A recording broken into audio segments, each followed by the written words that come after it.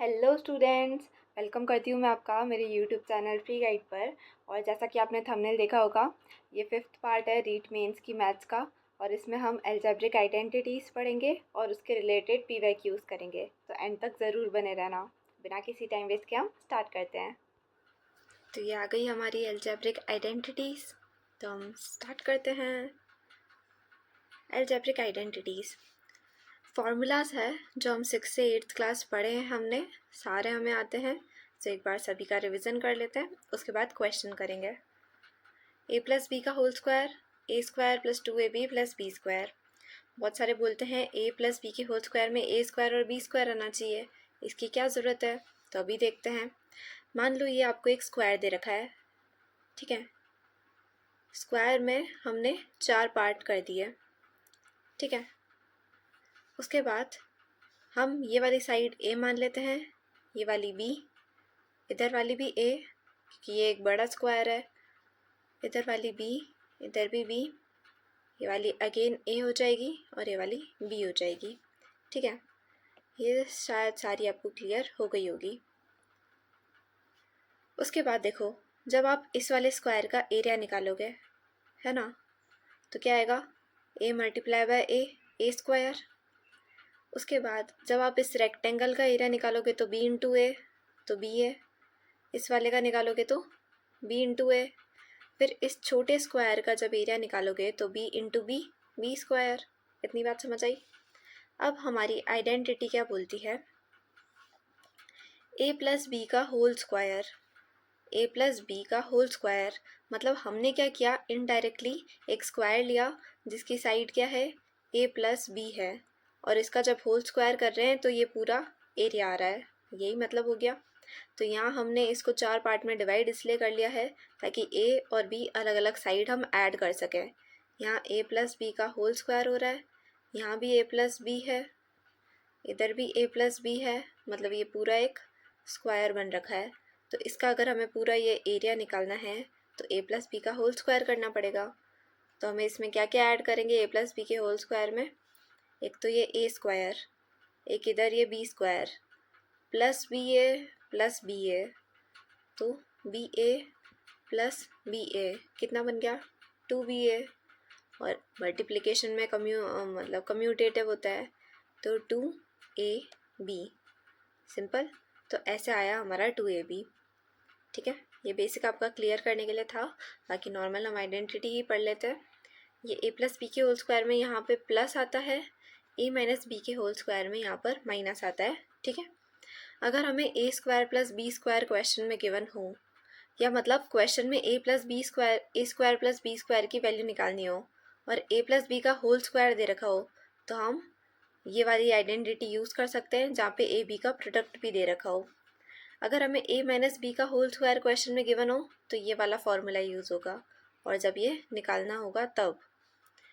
अगर हम इन दोनों इक्वेशन को ऐड कर दें, ऐड कर दिया हमने, तो इधर तो ऐड करने पर ये दोनों कैंसिल हो जाएंगे, क्या बचेगा?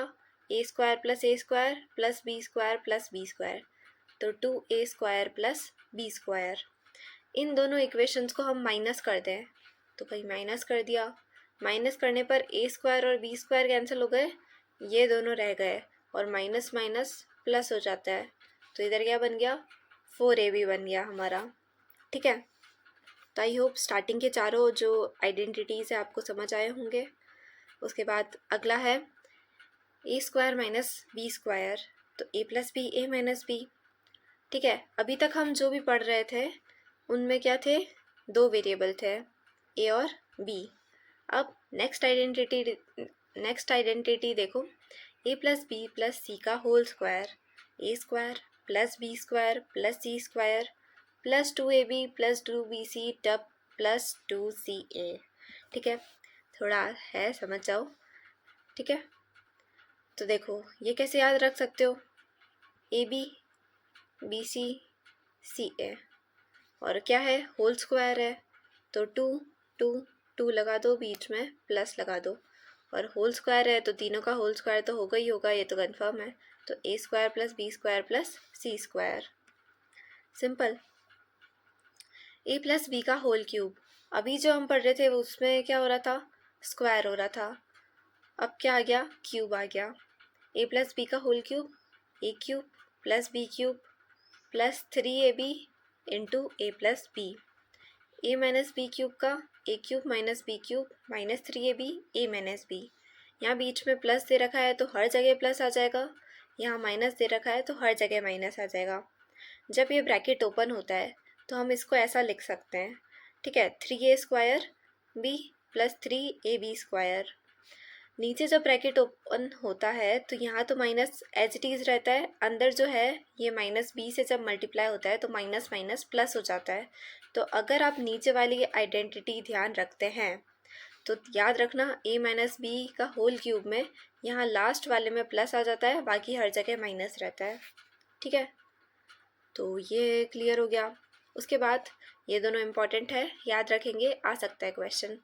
ए क्यूब प्लस बी क्यूब क्या आइडेंटिटी होती है, a plus B, a square minus a b plus B square.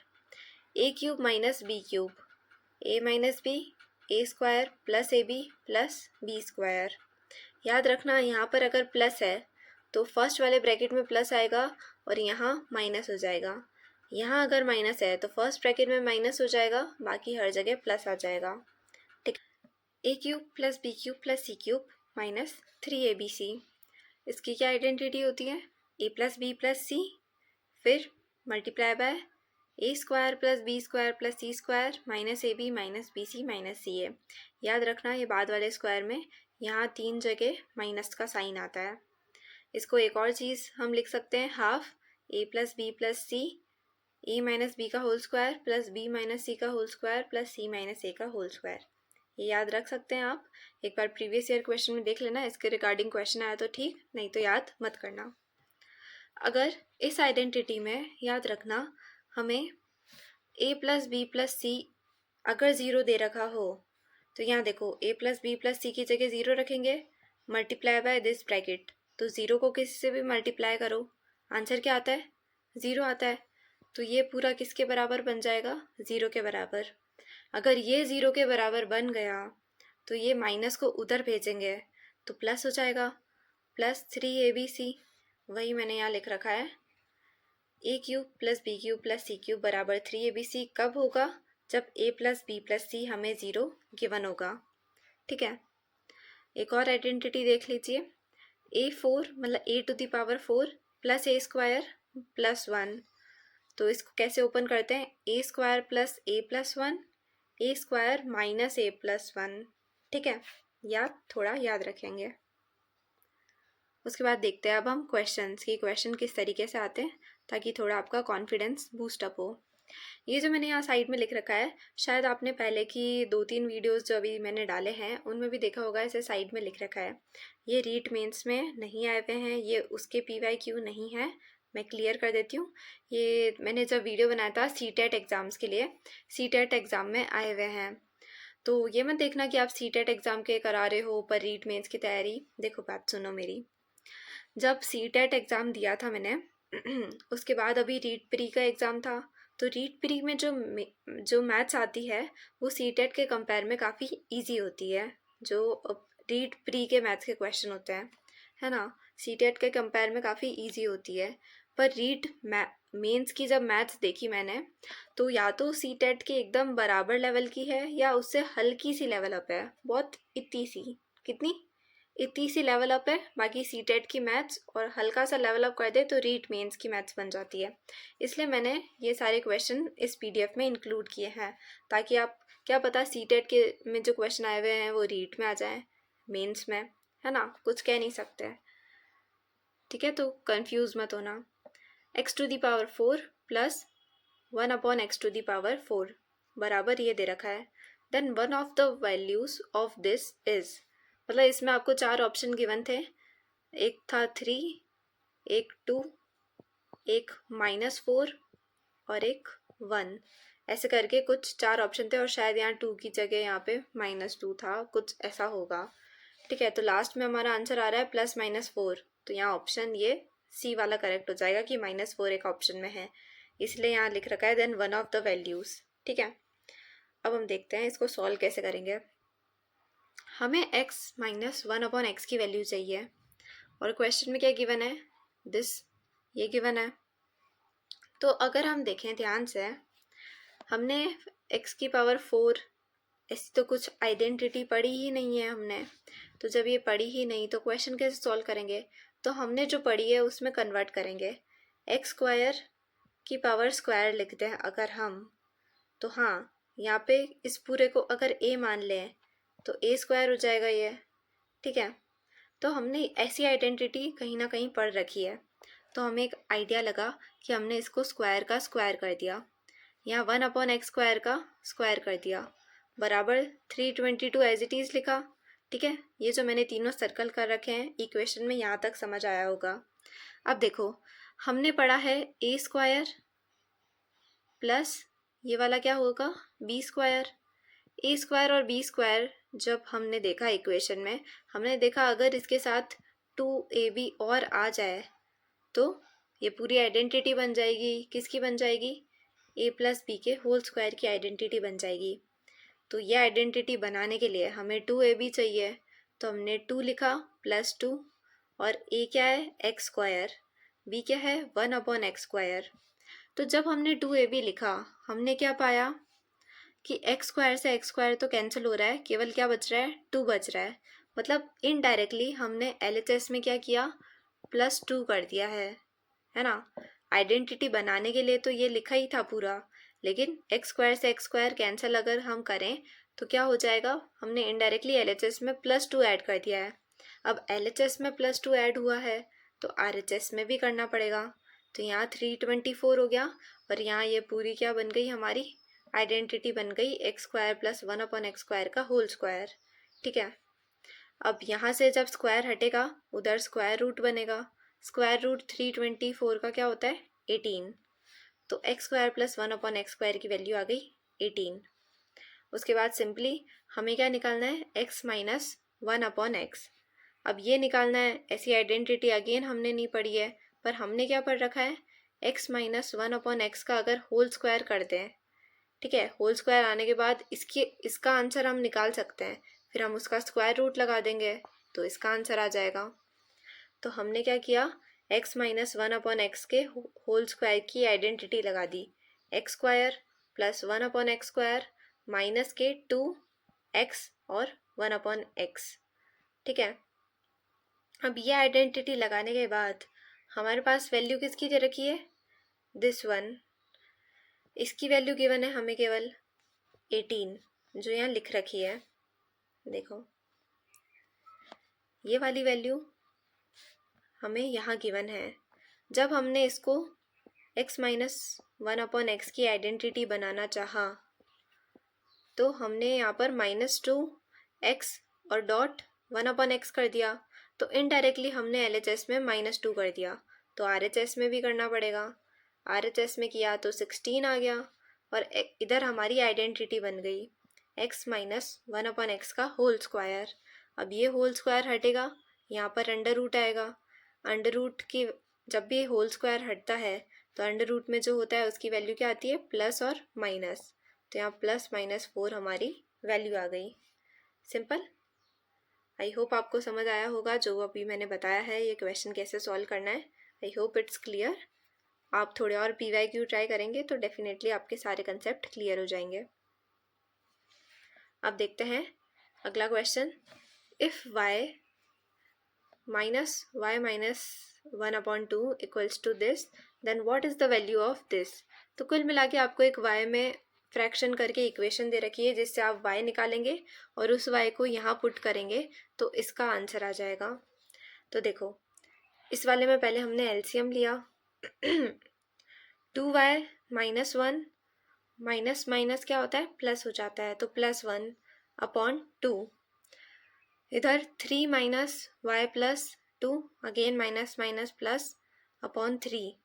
जानबूझ के यहाँ पर आपको माइनस देते हैं ये लोग ताकि आप कहीं ना कहीं प्लस माइनस में मिस्टेक कर दो, और आपके जो ए वाला ऑप्शन फर्स्ट गिवन होता है वो हमेशा वही होता है ऑलमोस्ट ऐसे कैलकुलेशन वाले में कि वो गलत ही आता है, और अपन वो माइनस या प्लस की गलतियाँ करके हमें लगता है कि यार आंसर आ रहा है जो ऑप्शन में भी दे रखा है तो हम उसको टिक करके आ जाते हैं, लेकिन हमें वो टिक नहीं करना होता है, ठीक है, अब देखो क्वेश्चन पे आते हैं।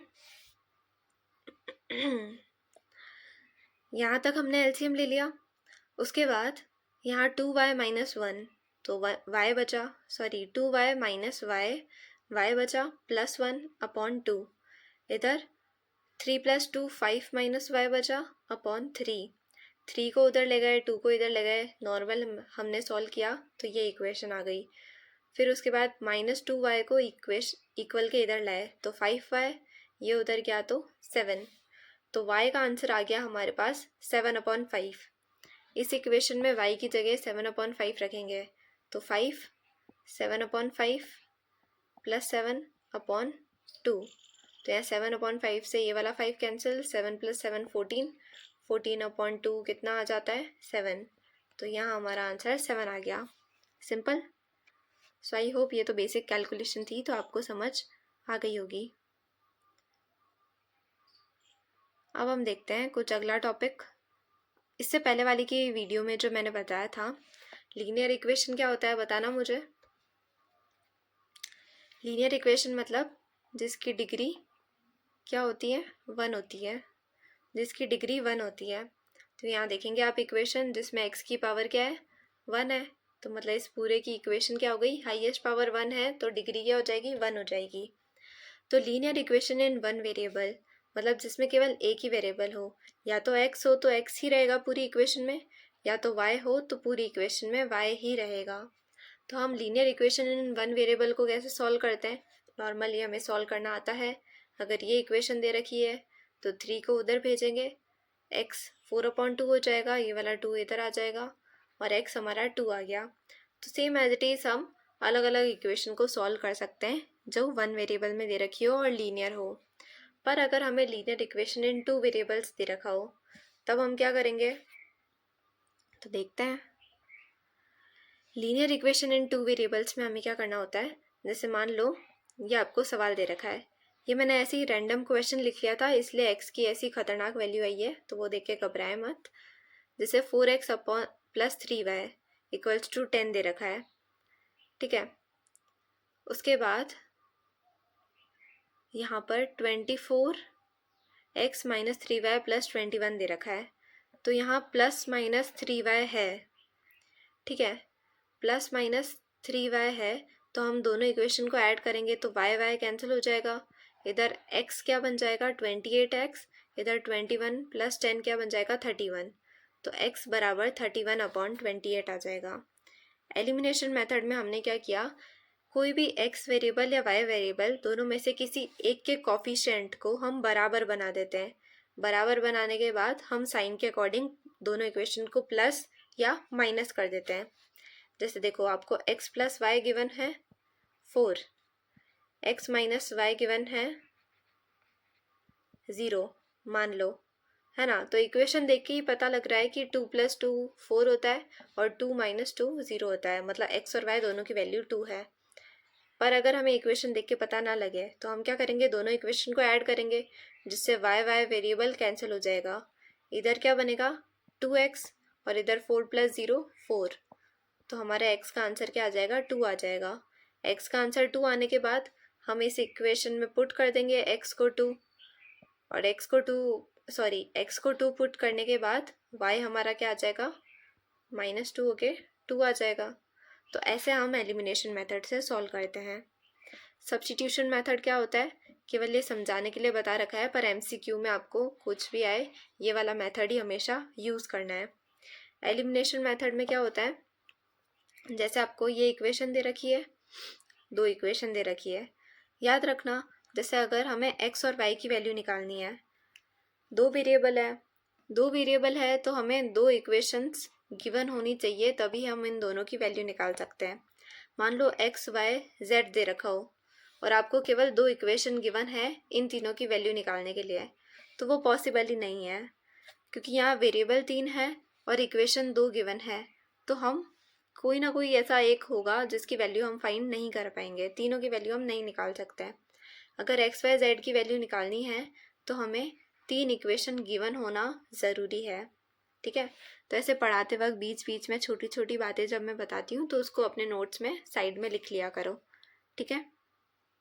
क्योंकि है ना बहुत बार क्वेश्चन में क्या आता है, अभी रीट मेंस में तो इतना नहीं आएगा, हायर लेवल के में क्या आता है, जैसे ए बी सी 3 ऑप्शन देते हैं, है ना, जैसे आपको एक्स वाई जेड की वैल्यू निकालनी है, 3 ऑप्शन दे देते हैं, उसके बाद डी ऑप्शन दे देते हैं कांट बी फाइंड, है ना, ऐसा करके कुछ लिखा होता है, कांट बी फाइंड या can not be.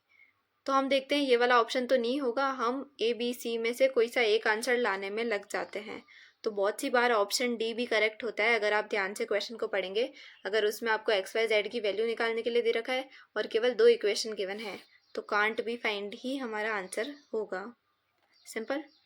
Substitution method से कैसे सॉल्व करते हैं भाई, पहली इक्वेशन से हम एक वेरिएबल की वैल्यू निकाल लेते हैं। जैसे इसमें हमने y की वैल्यू निकाल दी 12 माइनस 2x को उधर भेज दिया। अब इसमें जो हमने y की वैल्यू निकाली उसको हम सेकेंड इक्वेशन में पुट करेंगे y की जगह। तो 5x प्लस 2, यहाँ y दे रखा था उसकी जगह 12 माइनस 2x लिख दिया इक्वल्स टू 29। इस पूरे को सॉल्व करके x का आंसर 5 आ गया। इस x के आंसर 5 को यहाँ रखेंगे, यहाँ पर 5 रखने के बाद y का आंसर क्या आ गया, 2 आ गया। तो ऐसे सब्स्टिट्यूशन मेथड जब भी हम यूज़ करते हैं प्लस माइनस की मिस्टेक होने के चांस होते हैं, इसलिए बेटर होगा आप एलिमिनेशन मेथड से जाएं। अब हम देखते हैं क्वाड्रेटिक इक्वेशन। पहले हमने क्या देखी थी, यहाँ पर linear equation in 2 variables in 1 variable. Linear equation देखी थी जिसकी डिग्री क्या होती है, 1 होती है। क्वाड्रेटिक इक्वेशन मतलब जिसकी डिग्री क्या होती है, 2 होती है। उसकी ये बेसिक फार्मूला है, मतलब स्टैंडर्ड फॉर्म है, ax² plus bx plus c बराबर 0। ax² plus bx plus c बराबर 0 स्टैंडर्ड फॉर्म है। इसका फैक्टराइजेशन कैसे करते हैं, देखो जोड़ने घटाने पर क्या आना चाहिए, b आना चाहिए, जो आपकी ये बीच वाली टर्म है, विथ साइन। गुणा करने पर क्या आना चाहिए, मल्टीप्लाई करने पर क्या आना चाहिए, a और c, इन दोनों को जो मल्टीप्लाई करने पर आता है उन 2 नंबर को मल्टीप्लाई करने पर भी ए सी आना चाहिए। ठीक है, 2 नंबर्स आएंगे। अगर आपको लीनियर इक्वेशन गिवन हो, लीनियर इक्वेशन गिवन है, x की वैल्यू फाइंड करनी है, तो x की केवल एक ही वैल्यू आएगी, है ना। क्वाड्रेटिक इक्वेशन गिवन है, क्वाड्रेटिक इक्वेशन में डिग्री क्या हो जाती है, 2 हो जाती है। तो x के आंसर कितने आएंगे, 2 आंसर आएंगे क्वाड्रेटिक इक्वेशन में। जितनी डिग्री होती है इक्वेशन की, जितनी डिग्री होती है इक्वेशन की, उतने ही उसके क्या होते हैं, रूट्स होते हैं, यानी आंसर होते हैं। सिंपल। अब देखो इसके रिलेटेड हम एक क्वेश्चन करते हैं जिससे आपको ये जो मैंने ऊपर लिख रखा है समझ आएगा। A factor common to this and this, इन दोनों में कौन सा फैक्टर कॉमन है, तो दोनों का हमें फैक्टराइजेशन करना पड़ेगा, तभी तो फैक्टर निकलेंगे। तो देखो बीच वाली टर्म है 7 और यहाँ पर कुछ नहीं है, मतलब 1 है, और 1 को 10 से मल्टीप्लाई करो तो 10। तो ऐसी 2 संख्या सोचो जिसको जोड़ने घटाने पर 7 आए और मल्टीप्लाई करने पर 10 आ जाए। ऐसी 2 संख्या कौन सी हो सकती है, एक तो 5 हो सकती है, एक 2 हो सकती है। इनको प्लस करने पर 7 आ रहा है, मल्टीप्लाई करने पर 10 आ रहा है, इसमें भी आप साइन का ध्यान रखेंगे। तो अगर हम इसको स्प्लिट करें, यहाँ मैंने स्प्लिटिंग कर रखी है, 7x को क्या लिख दिया, 5x प्लस 2x प्लस 10, ये लिख दिया मैंने। इन दोनों को प्लस करने पर 7 आ रहा है, इन दोनों को मल्टीप्लाई करने पर 10x स्क्वायर आ रहा है। ठीक है, इन दोनों में से x कॉमन लिया, अंदर बचा x प्लस 5, इन दोनों में से 2 कॉमन लिया, x प्लस 5, इधर x प्लस 5 हो गया, इधर x प्लस 2 आ गया। 2 फैक्टर्स आ गए हमारे, पहली इक्वेशन के 2 फैक्टर आ गए। दूसरी इक्वेशन सॉल्व करेंगे, प्लस माइनस करने पर 3 आना चाहिए, मल्टीप्लाई करने पर -10 आना चाहिए। तो ऐसे कौन से 2 हो सकते हैं, -5 प्लस 2, क्योंकि देखो जब भी हम प्लस माइनस करते हैं साइन हमेशा बड़ी वाली संख्या का लगता है। तो -5 प्लस 2 करेंगे, कितना आएगा, -3, और -5 प्लस 2 को इंटू करेंगे तो कितना आएगा, -10, जो कि हमें क्वेश्चन में नीड है। ठीक है, तो देखो इन दोनों में से x कॉमन लिया, x माइनस 5 प्लस 2 कॉमन लिया, x माइनस 5, x माइनस 5 इधर आ गया, x प्लस 2 इधर आ गया। क्वेश्चन क्या पूछ रहा है, अ फैक्टर कॉमन टू, इन दोनों का कॉमन फैक्टर बताओ। तो देखो इधर तो x माइनस फाइव आ रहा है, x प्लस फाइव आ रहा है, पर x प्लस टू इधर भी आ रहा है और इधर भी आ रहा है, तो common factor x plus two हो गया। तो ऑप्शन ए हमारा यहाँ पर क्या हो जाएगा, करेक्ट हो जाएगा। ठीक है, सो आई होप आपको क्वेश्चन समझ आया होगा। उसके बाद देखो, on dividing this by this then result is, तो इस पूरी इक्वेशन को इससे डिवाइड करना है तो हमने डिवाइड में लिख दिया। ठीक है, अब डिवाइड में लिखा तो पहली संख्या देखो 4x square minus 9y square, अगर इसको मैं चाहूँ तो 2x का स्क्वायर माइनस 3y का स्क्वायर लिख सकती हूँ। कोई दिक्कत? कोई दिक्कत नहीं भाई, लिख सकते हैं, है ना, डरो मत मेरे से। ठीक है, 2x square minus 3y square लिख दिया हमने। ओके, इसमें कोई दिक्कत नहीं, नीचे एज इट इज़। उसके बाद देखो हमने क्या किया, ए स्क्वायर माइनस बी स्क्वायर की आइडेंटिटी लगाई, तो ए प्लस बी, ए माइनस बी, सिंपल। और इस पूरे में x कॉमन आ रहा है, इस इक्वेशन को ध्यान से देखोगे तो x क्या आ रहा है, कॉमन आ रहा है, तो x को कॉमन ले लिया, अंदर क्या बचा, x square minus 5x minus 24, नीचे ऑलरेडी x था ही, तो x से x कैंसिल हो गया, इधर 2x माइनस 3y से 2x माइनस 3y कैंसिल हो गया। ठीक है, और फिर जो बचा कुचा है वो मैंने यहाँ लिख दिया। इस इक्वेशन में कोई डाउट नहीं है? डाउट, ठीक है, यहाँ तक क्लियर। उसके बाद हम इसको क्या करेंगे, फैक्टराइज कर देंगे। एज इट इज़ लिखा मतलब यहाँ फैक्टराइज करके लिख दिया। ऐसी संख्या, दो संख्या जो सोचो जिसको प्लस माइनस करने पर -5 आए और मल्टीप्लाई करने पर -24 आए। तो ऐसी कौन सी हो सकती है, -8 और 3, इन दोनों को मल्टीप्लाई करने पर -24 आ रहा है और प्लस करने पर -5 आ रहे हैं, तो आ रहे हैं, तो -8x प्लस 3x लिख दिया उसकी जगह मैंने, और फैक्टराइज करके x माइनस 8 x प्लस 3 आ गया, इधर 2x plus 3y as it is है ही, नीचे x माइनस 8 था ही, तो x माइनस 8 से x माइनस 8 कैंसिल, आंसर में क्या आ गए, ये दोनों फैक्टर आ गए जो आपको एक ऑप्शन में गिवन होंगे। आई होप आपको ये जो आइडेंटिटी से सॉल्व किया है एकदम बारीकी से, कहीं हमें फैक्टराइजेशन करना पड़ेगा, कहीं आइडेंटिटी लगानी पड़ेगी, दोनों का कॉम्बिनेशन करके एक क्वेश्चन आ जाएगा। ठीक है, तो आपको सारी चीज़ें ध्यान में रखनी है। ये वाला क्वेश्चन जो मैंने लिख रखा है, ये वाला सीटेट 2022 में आया हुआ है, लेकिन क्या पता रीट में आ जाए, तो ये वाला क्वेश्चन आप मुझे कमेंट सेक्शन में आंसर करके ज़रूर बताना, ताकि मुझे पता लग सके कि आपको कितना समझ आया है। ट्राई करना, थोड़ा सा हिंट दे देती हूँ। क्या करना होगा, यहाँ पहले ये जो दे रखा है ये कोई ना कोई आइडेंटिटी होगी, उससे पहले इसको ओपन करना, उसके बाद कुछ ना कुछ कॉमन आ रहा होगा, जो ऊपर भी कॉमन होगा नीचे भी कॉमन होगा, तो वो कहीं ना कहीं कैंसिल होके एंड में कोई छोटू सा आंसर आ रहा होगा। ट्राई करना सॉल्व करने का। अब हम देखते हैं अगला topic, relation between zeros and coefficients of a polynomial. Zeros मतलब पहले वाली वीडियो में बताया था, जीरोस क्या होते हैं, वो वेरिएबल की वो संख्या जिस पर वो पूरा पॉलिनोमियल ज़ीरो हो रहा हो, वो क्या कहलाते हैं, जीरोस। समझ आया, वो संख्या वेरिएबल की जिस पे पॉलिनोमियल क्या हो जाता है, ज़ीरो हो जाता है, तो वो उसके क्या कहलाते हैं, रूट्स कहलाते हैं, जीरोस कहलाते हैं। और कोफिशिएंट्स ऑफ पॉलिनोमियल और इसके बीच क्या रिलेशन होता है वो अब हम देखते हैं। मान लो ये क्वाड्रेटिक इक्वेशन है, ठीक है, इसके रूट्स हमें दे रखे हैं अल्फ़ा और बीटा, क्योंकि क्या बताया था मैंने, अगर क्वाड्रेटिक इक्वेशन है तो रूट्स कितने होंगे, 2 होंगे, तो अल्फ़ा और बीटा इन दोनों को ऐड करते हैं तो क्या आता है, -b/a, ये वाला जो b है और ये वाला जो a है, b/a, और यहाँ b के यहाँ पर माइनस आएगा। अल्फ़ा बीटा को अगर मल्टीप्लाई करें तो क्या आएगा, c/a। ठीक है, वैसे ही अगर क्यूबिक इक्वेशन दे रखी हो, क्यूबिक इक्वेशन की स्टैंडर्ड फॉर्म क्या होती है, ax³ + bx² + cx + d, तो क्यूबिक इक्वेशन है तो रूट्स कितने होंगे, 3। अल्फ़ा बीटा गामा बराबर क्या होगा, -b/a, alpha beta plus beta gamma plus gamma alpha बराबर c/a, अल्फ़ा बीटा गामा बराबर -d/a। याद रखने की ट्रिक कुछ नहीं, याद रखना जो पहला एक्स स्क्वायर का कॉफिशेंट है यहाँ पर और यहाँ पर जो एक्स क्यूब का कॉफिशेंट है, अपॉन में हर जगह वही आएगा, ए। ठीक है, हर जगह वही आएगा।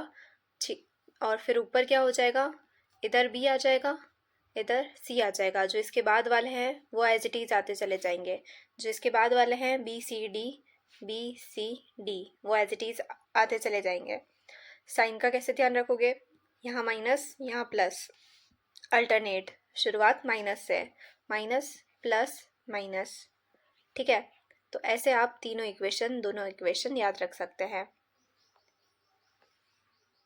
कुछ और एक ये कंसेप्ट है, एक दो कंसेप्ट और रह रहे हैं, उसके बाद हम बहुत सारे PYQ यूज़ करेंगे जिससे आपका कॉन्फिडेंस बूस्टअप होगा। Pair of linear equation in 2 variables. अभी वैसे तो हमने पढ़ा था pair of equation in 2 variables, हमने ये पढ़ा था उनको सॉल्व कैसे करते हैं। इसमें हम पढ़ेंगे कि उनकी लाइंस की जो बनावट है वो कैसे होगी। दो इक्वेशन दे रखी है, a1x plus b1y plus c1, a2x plus b2y plus c2, ये दो इक्वेशन हमें गिवन हैं। अब इंटरसेक्टिंग लाइंस क्या होती है, जो एक पॉइंट पे इंटरसेक्ट होती है, एक पॉइंट पर मिलती है। ठीक है, तो ऐसी लाइंस का क्या होता है, एकदम एग्जैक्टली वन सोल्यूशन या क्या होता है, यूनिक सोल्यूशन होता है। तो इसकी क्या प्रॉपर्टी है, a1 upon a2 is not equal to b1 upon b2, b1 upon b2 के बराबर नहीं होगा। अगर ये कंडीशन सेटिस्फाई होती है, मतलब वो लाइंस कैसी है, इंटरसेक्टिंग लाइंस है, दोनों एक पॉइंट पर मिलेगी, और इसे हम क्या बोलते हैं, कंसिस्टेंट बोलते हैं। अब दोनों एक ही पॉइंट पर मिल रही है, तो इसका सोल्यूशन कैसा होगा, एग्जैक्टली वन सोल्यूशन भी इसका केवल एक होगा और यूनिक होगा अपने आप में सोल्यूशन। कोइंसिडेंट लाइंस की क्या इक्वेशन होती है, जब तीनों a1 a2 b1 b2 c1 c2 मतलब अपॉन में है, a1 upon a2 b1 upon b2 c1 upon c2, तीनों आपस में क्या हो, बराबर हो जाए। अगर तीनों आपस में बराबर हो गए तो क्या होगा, वो लाइंस कैसी हो जाएगी, कोइंसिडेंट हो जाएगी, एकदम एक के ऊपर एक चिपकी हुई लाइन हो जाएगी, है ना। तो ऐसी लाइंस के सोल्यूशन कितने होंगे, इनफाइनाइटली मैनी सोल्यूशंस। क्योंकि देखो ये जो इंटरसेक्टिंग लाइंस थी ये एक ही पॉइंट पर मिल रही थी तो एक सोल्यूशन। कोइंसिडेंट लाइन, एक लाइन के ऊपर, ये ब्लू वाली लाइन है, उसके ऊपर रेड वाली लाइन आके ओवरलैप हो गई। अब दोनों को कितना ही खींचते चले जाओ, दोनों एकदम एक्सटेंड होती चली जाएगी। तो इस पॉइंट पर देखोगे तो भी वो वैल्यू है, इस पॉइंट पर भी वैल्यू आएगी, इस पे भी एक्स वाई की वैल्यू आएगी, इस पे भी एक्स वाई की वैल्यू आएगी। ऐसे जितना आप आगे एक्सटेंड करते चले जाओगे वैल्यू आती जाएगी। तो सोल्यूशन कितने हो गए, इनफाइनाइटली मैनी सोल्यूशन, इसके बहुत सारे सोल्यूशन हो गए। और अगर मैथ्स की लैंग्वेज में देखा जाए, ये मैंने आपको कंसेप्ट बताने के लिए बताया, मैथ्स की लैंग्वेज में देखोगे तो जैसे मान लो x प्लस वाई आपको 2 दे रखा है, एक आपको दे रखा है 2x प्लस 2y 4 दे रखा है। तो अब इसमें ध्यान से देखोगे a1 अपॉन a2 यहाँ कुछ नहीं है, मतलब क्या है 1, तो 1/2, इधर भी 1/2 आ रहा है रेशो, इधर 2/4 का भी रेशो क्या आ रहा है, 1/2 आ रहा है। मतलब ये दोनों लाइंस आपस में क्या है, कोइंसिडेंट लाइंस है, एक दूसरे के ऊपर ओवरलैप करेगी। तो ऐसी लाइंस का सोल्यूशन कैसे निकलेगा, आप यहाँ y की वैल्यू रखते जाओगे, y आपने 1 रखा तो x कितना आ जाएगा, 1 आ जाएगा। कब, जब हमने y 1 रखा तो x हमारा 1 आया। वैसे ही अगर हम y 2 रखें तो x क्या आ जाएगा, 0 आ जाएगा। तो ऐसे हम y की वैल्यू रखते जा रहे हैं तो x का आंसर भी इधर आता जाएगा। तो इनफाइनाइट सोल्यूशन बनते ही चले जाएंगे। सो आई होप आपको समझ आया होगा। Third point, parallel lines. Parallel lines क्या होती है, जो आपस में कभी नहीं मिलती। एग्जाम्पल क्या बताया था, रेलवे ट्रैक्स, ठीक है, जो आपस में कभी मिलती ही नहीं है। अब ये दोनों जब आपस में मिल ही नहीं रही है तो मतलब इसका सोल्यूशन क्या होगा, नो सोल्यूशन। क्योंकि सोल्यूशन होने के लिए किसी एक पॉइंट पे कट होना ज़रूरी है, कट हो ही नहीं रहा है, दोनों पैरेलल लाइंस है। जब कट ही नहीं हो रहा है तो सोल्यूशन कहाँ से आएगा बटुआ, नो सोल्यूशन। ठीक है, और इसे हम क्या बोलते हैं, इनकंसिस्टेंट। जिन दोनों में सोल्यूशन थे, वन सोल्यूशन और इनफाइनाइट सोल्यूशन, उनको बोलते हैं कंसिस्टेंट। जिसमें सोल्यूशन ही नहीं है उसको क्या बोलते हैं, इनकंसिस्टेंट। इसकी क्या कंडीशन होती है, A1/A2 बराबर B1/B2 तो होगा, लेकिन C1/C2 के बराबर नहीं होगा। मैं आपको पहले पूरा यहाँ पर कंसेप्ट बता रही हूँ, कंसेप्ट क्या है, उसके बाद ये आपको इक्वेशन बता रही हूँ ताकि आपको अच्छे से समझ आए। ठीक है, सो आई होप आपको तीनों इक्वेशन क्लियर हो गई होगी। इंटरसेक्टिंग लाइंस में A1/A2 B1/B2 के बराबर नहीं होगा, ये इसकी कंडीशन है। कोइंसिडेंट लाइंस के लिए तीनों रेशो आपस में बराबर होने चाहिए। पैरेलल लाइंस के लिए पहला रेशो बराबर होना चाहिए पर तीसरा रेशो बराबर नहीं होना चाहिए। ठीक है, जब ये वाली कंडीशन सेटिस्फाई होती है, लाइंस कैसी होती है, इंटरसेक्टिंग, एक पॉइंट पे इंटरसेक्ट करेगी और उनका वन सोल्यूशन होता है, यूनिक सोल्यूशन होता है। जब कोइंसिडेंट लाइंस होती है ये वाली कंडीशन सेटिस्फाई होने पर, तो उनके इनफाइनाइटली मेनी सोल्यूशन होते हैं। इन दोनों को हम क्या बोलते हैं, कंसिस्टेंट। जो थर्ड लाइन होती है पैरेलल लाइंस, वो किसी पॉइंट पर इंटरसेक्ट ही नहीं हो रही है, तो नो सोल्यूशन। नो सोल्यूशन मतलब इनकंसिस्टेंट। ठीक है, उसके बाद एक छोटू सा फॉर्मूला, एक छोटा सा कंसेप्ट और रह गया है जो हम पढ़ लेते हैं। इतना नहीं पढ़ना है, इतना देख के घबराओ मत, इसमें से आधा तो आपने पढ़ रखा है। देखो, क्वाड्रेटिक इक्वेशन क्या होती है, क्या बताया था मैंने, equation with highest power of X is 2 is known as quadratic equation. ठीक है, वही क्वाड्रेटिक इक्वेशन होती है जिसकी हाईएस्ट पावर 2 होती है, जिसकी डिग्री 2 होती है। इसकी स्टैंडर्ड फॉर्म क्या बताई थी मैंने आपको, ax² + bx + c, ये इसकी स्टैंडर्ड फॉर्म है, जहाँ पर a b c क्या है, कोई ना कोई रियल नंबर्स है। रियल नंबर्स है मतलब या तो रैशनल हो सकते हैं या इरेशनल हो सकते हैं। पहली क्लास में बताया था आपको रैशनल इरेशनल, है ना, पहला टॉपिक हमारा रियल नंबर्स था, नंबर सिस्टम में पढ़ा है हमने। ठीक है, तो ये क्वाड्रेटिक इक्वेशन होती है। दो मेथड होते हैं इसको सॉल्व करने के। पहला मेथड अपन ने पढ़ रखा है मिडल टर्म स्प्लिटिंग, जिसमें दो नंबर हम ऐसे सोचते हैं जिसको जोड़ने घटाने पर बीच वाली टर्म और मल्टीप्लाई करने पर साइड वाली टर्म्स आनी चाहिए, तो ये हमने अभी पढ़ा ही है। एक और चीज़ पढ़ लेते हैं, क्वाड्रेटिक फार्मूला। जब ऐसे मिडल टर्म स्प्लिटिंग नहीं हो रही हो कि हमें दो नंबर मिल ही नहीं पा रहे कि वो कौन से होंगे, तो हम डायरेक्ट ये फार्मूला लगा सकते हैं, इससे सारे जो रूट्स है वो निकल जाते हैं। कैसे निकलते हैं भाई, फार्मूला क्या है, -b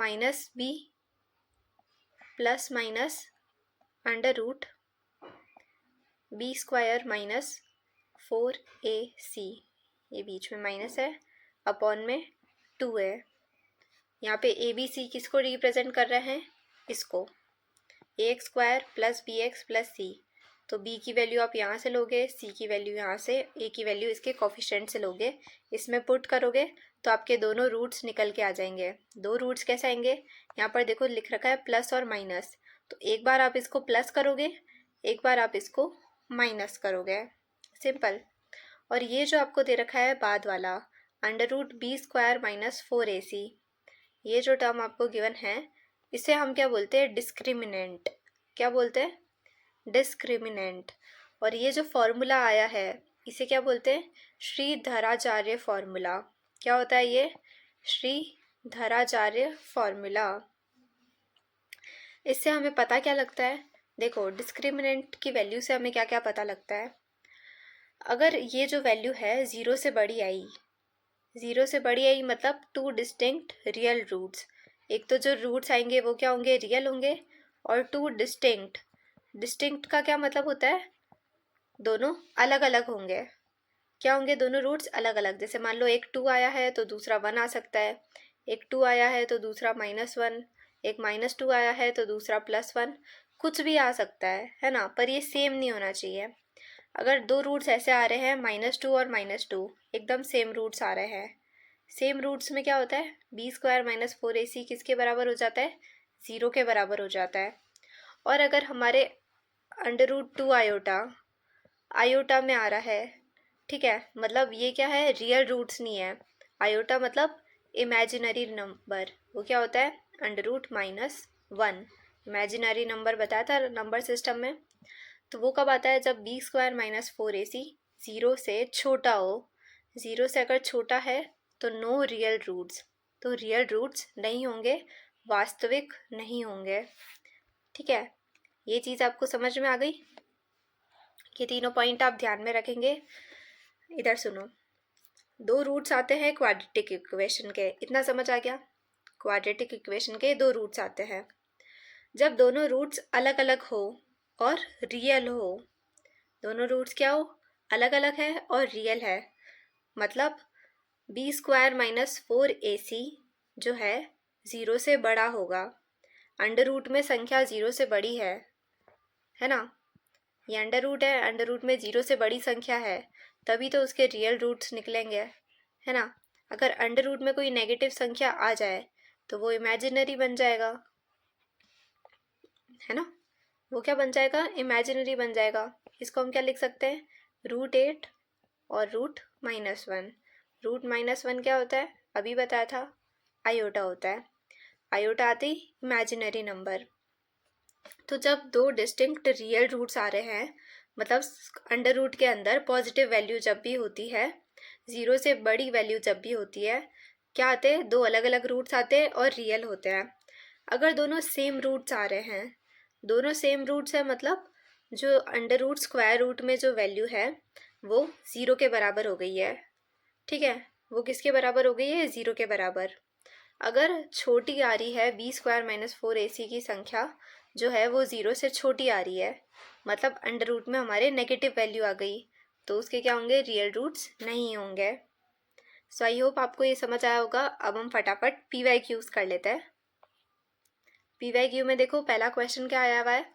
ये जो PYQs मैं लेकर आई हूँ ये सारे रीट मेंस के PYQs है। ठीक है, for what value of k the following system of equation have unique solution. Unique solution के लिए मैंने कंडीशन क्या बताई थी? a1/a2 is not equal to b1/b2, ये कंडीशन है। क्वेश्चन में क्या पूछ रहा है? k की ऐसी क्या वैल्यू रखें कि जो फॉलोइंग सिस्टम है उसका यूनिक सोल्यूशन बन जाए।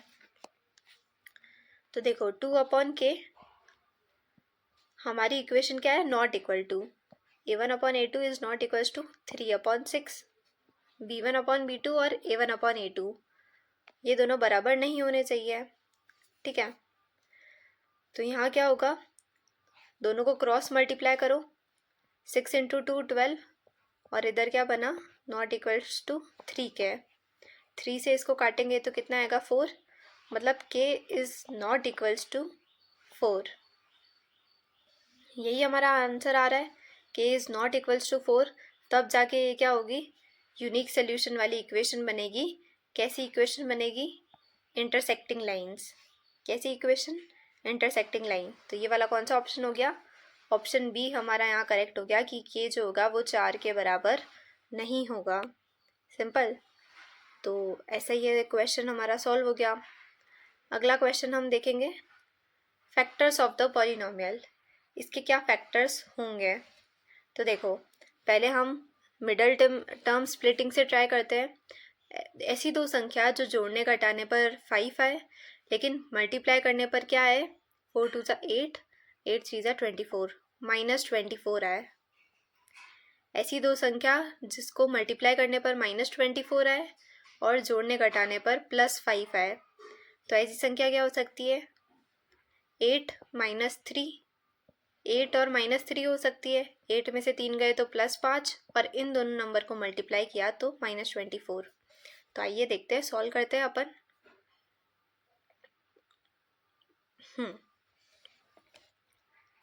4√3x² + 8x - 3x - 2√3। इन दोनों में से देखो कॉमन क्या आ रहा है? 4x कॉमन है, अंदर क्या बचा? √3x + 2। इधर कॉमन क्या आ रहा है?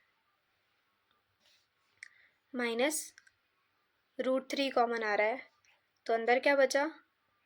√3x + 2।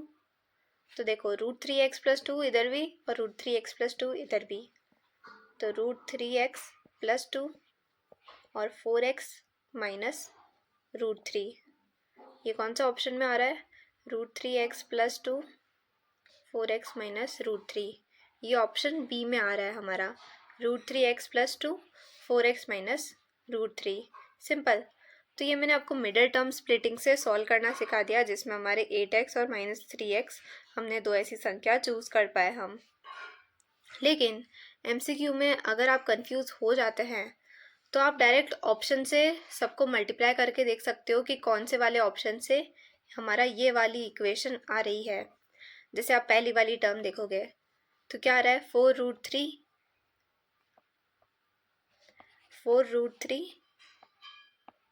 x² आ रहा है। तो पहली वाली टर्म तो हमारी आ रही है। उसके बाद यहाँ देखोगे तो क्या आ रहा है? -8x। -2 को जब 4x से मल्टीप्लाई करोगे तो क्या आएगा? -8x, है ना। उसके बाद जब √3x को √3 से मल्टीप्लाई करोगे तो कितना आएगा? +3x।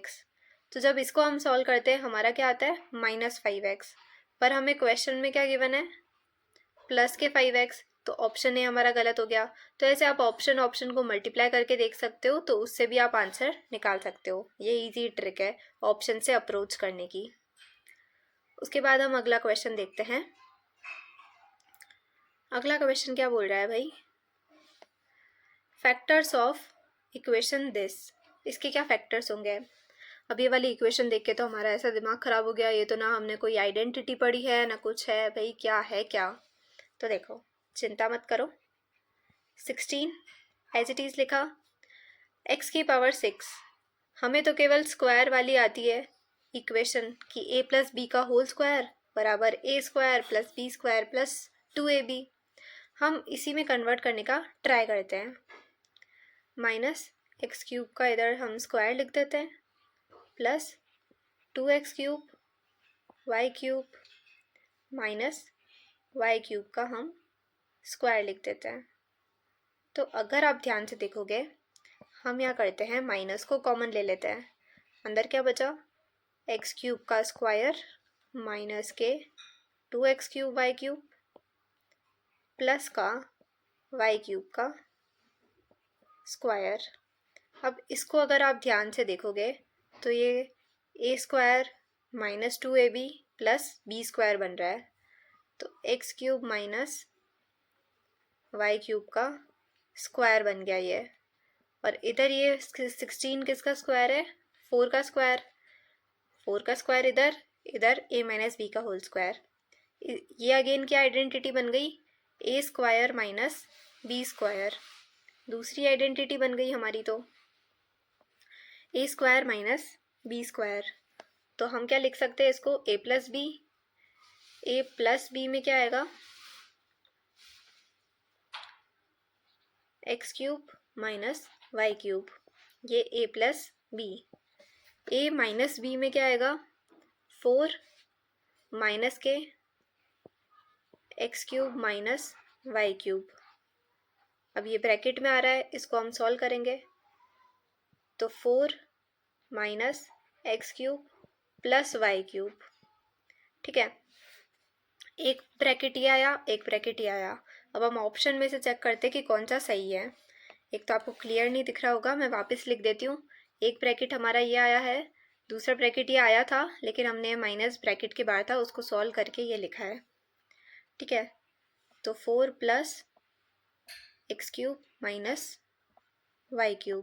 एक तो ये आया था और एक आया था 4 माइनस x³ + y³। इसको थोड़ा ट्राई करते हैं भाई इरेज करने का, है ना। ऑप्शन दिख जाए जिससे हमें